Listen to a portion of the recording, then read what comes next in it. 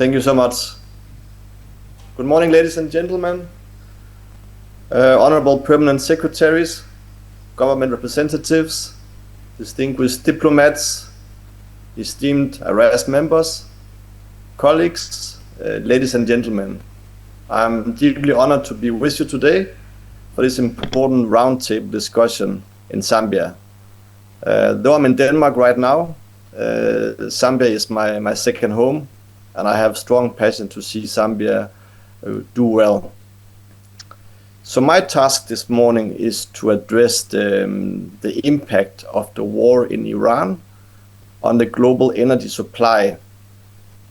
So this is the international context Zambia is finding itself in, with a war affecting the global energy supplies, and no country can, like all countries are affected by this because all prices will increase.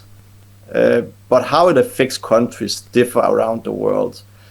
So I'll try to address this from a geopolitical perspective to make some sense for us in what's really going on in the world. Lastly, I'll also briefly address how this affects Southern Africa and particularly Zambia.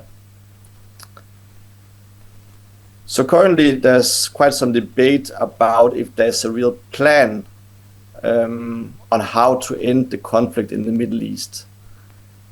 Does the Trump administration have a real plan for the war, as they keep taking the world by surprise of their moves and what they appear to show as their interest? Let's briefly look at what has happened. So around a month ago, the US, along with Israel, attacked Iran. So world oil prices have since increased around 40% in this last 1 month. This affects the whole world due to our heavy reliance on oil and gas. The increase is mainly driven by the closure of the Strait of Hormuz, where around 25% of the world's oil trade comes from. So the question is, who is this affecting the most in the world? Because it may give us a signal on where this conflict is going. Some of you might have this morning followed what did Trump say last night. The president addressed the American nation in a speech. And let me just quote a short part of his speech. He said, "The United States imports almost no oil through the Strait of Hormuz and won't be taking any in the future. We don't need it. And the countries of the world that do receive oil through the Hormuz Strait must take care of that passage. They must cherish it. They must grab it and cherish it." So yes, as we often hear the way President Trump speaks, he do twist things to suit his position. But there is some truth to this, that in fact, the US is not among the countries affected the most. They could actually benefit from this. And the risk of this is that they may leave a war ongoing in the Middle East, and them leaving will most likely not end the war.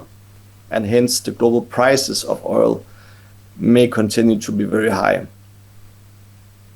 I believe the US is not recklessly going into Iran without any particular goal. I support the view of Cambridge scholar Helen Thompson that the US strategy in Iran is more about strengthening its position against its main competitor, which is China.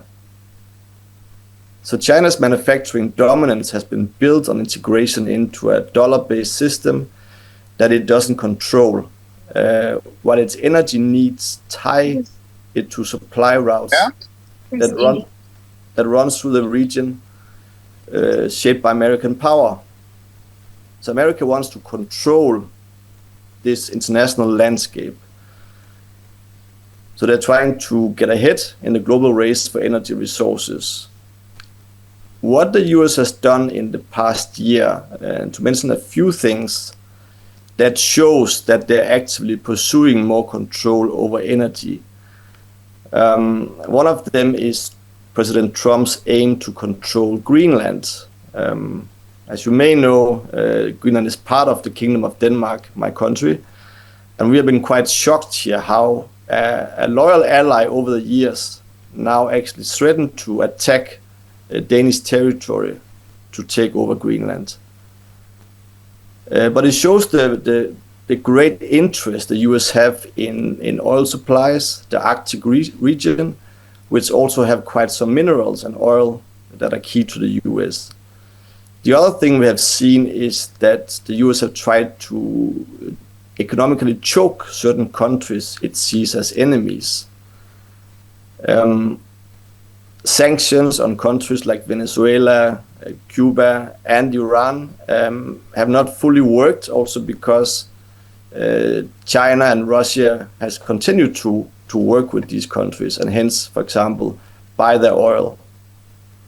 So the removal of Nicolas Maduro in Venezuela was one big event that was aiming at changing the whole landscape and controlling Venezuela's energy supply. The attack on Iran around a month ago is another attack aiming at controlling the global energy resources and put China and Asian countries in a difficult position. We also seen he's threatened Cuba, that they're next in line. So we see a clear tendency that President Trump is very keen on actually trying to control these countries that currently, for example, China and Russia have quite good cooperation with.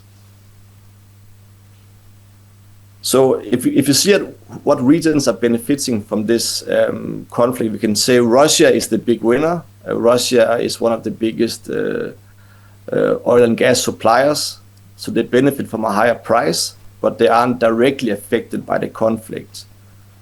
They can now spend more money on the war in Ukraine, and hence that's another security risk to Europe.